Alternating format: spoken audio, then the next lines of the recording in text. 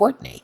24, raven hair, girl next door looks, dressed in jeans and a t-shirt and pulling a suitcase on wheels, catches up to Bree. Courtney, hi, are you going on the survival trip? Bree flashes a bright smile and sticks out her hand. Bree, yes, I'm so excited. Courtney, I know, I've never been on a boat before. Well, not one in the water. Bree, awesome, someone I can relate to. I'm Bree. Courtney takes her hand and shakes it with a smile. Courtney, I'm Courtney. I don't think we're related, but glad to meet you. God, I had such a hard time deciding what to bring. Bree, so did I. What did you end up with? Courtney, pork and beans. Beat. Bree, do you dye your hair? Back at the gangplank, Racine passes Alan. Racine, token black woman is here. You seen my chickens? Alan glances around, smiles at her. She winks, continues up the gangway, drops her bag, and goes to her small purse for her invitation. A young cabin boy picks up her bag. Racine, what the hell are you doing? You think carrying my bag is going to erase 100 years of slavery? The cabin boy drops the bag, shakes his head vigorously. Racine, maybe you think because I'm a woman I can't carry my own things? Are you thinking you can score a little brown sugar?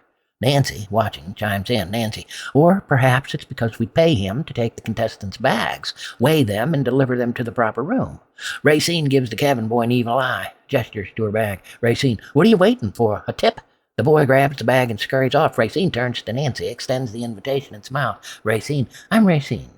On the pier, Cobber stares at the ship, worried, as he approaches Alan. Alan flips his cell shut and pockets it. Alan, the dream begins and you look like you're in a nightmare. Cobber, if I don't sell this, I'll never work in this town. Alan, lighten up. You never worked in this town before. This is what you wanted. Cobber, that's what scares me. You know what happens when my dreams come true. Remember when we were kids? All I wanted was a guitar. Gary lumbers past the gangway.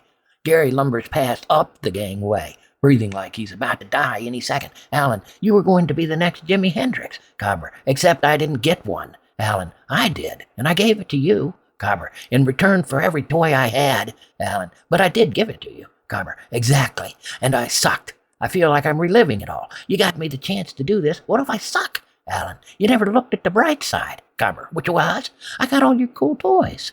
Bree and Courtney reach the bottom of the gangplank. Cobber and Bree exchange appreciative glances. Alan, hello, ladies, and welcome to my fantasy. Courtney, your fantasy? Alan, I'm sorry, did I say that out loud? The girls smile and walk up the plank. Exterior, ocean, day. The sun is going down in the west, and Nancy's pleasure is silhouetted against it as it steams along, the fading sun reflected from the white tops formed in its wake. Interior, ship's dining hall, night. A large table that would be perfectly in place in a formal dining area commands the center of the room. It is set for 7, and a smorgasbord of food sits steaming on it. 8 chairs are carefully placed around the table, 2 of them pushed together. Cobber and Alan stand beside the door and greet the incoming guest. Everyone but Dolores passes by them. Brad wears a real tuxedo. Cobber follows him with his gaze, bewildered. Cobber, you brought a tux. Brad, didn't everybody? Gary enters last, wearing a muumuu printed to look like a full tuxedo. Cobber stares at him, amused. Gary, burial suit. Contestants surround the table. They are all fresh and dressed in their best clothes. Dolores is not seen. Alan, we seem to be missing a contestant. Anyone seen Dolores? The contestants look around. Dolores is sitting at the table, blank as usual. Courtney points at each chair in turn, counting. Courtney, how come there are 11 chairs and only 10 contestants? Alan and Cobber glance at Gary, then at each other sheepishly. Cobber, well, the chairs are a little delicate. Alan, and we thought it might be best to, Gary beams, closes in on the 2 chairs. Gary, awesome. Do I get 2 plates, too? Cobber gestures grandly. Cobber, please, sit. The contestants all take a seat and gaze at the mountains of food. Cobber, since this will be your last night on the ship, we decided a nice meal together would give you a chance to get to know each other a little before your adventure begins. Everyone stares at Cobber, listening rapidly. Cobber, eat. The contestants fill their plates and start eating. Cobber continued, the chef has prepared some of your favorites, along with some dishes you might be able to prepare from the local resources on Mohotani. Brad offers a large bowl of beans to Gary. He looks at them longingly, then waves them off. Gary, I better not. They give me bad gas. Racine, is there any other kind? Interior, ship's cabin, night. The luxurious captain's quarters are all rich mahogany. Nancy sits at a makeup desk in her nightgown, smears green goo on her face. A light knock on the cabin door is followed by Brad. Entering the cabin, he breaks into a huge smile. Brad, I got one. Nancy is clearly excited. How much?